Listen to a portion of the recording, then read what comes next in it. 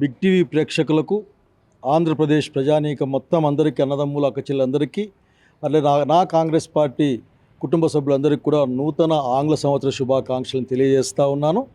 ఈ నూతన సంవత్సరంలో ప్రజాస్వామ్యం అట్లాగే ప్రజల మధ్య ఐక్యత కోసం మనమంతా కలిసి పనిచేయాల్సి ఉంటుంది. ఆ క్రమంలో సాగుదామని కోరుకుంటూ నమస్కారం.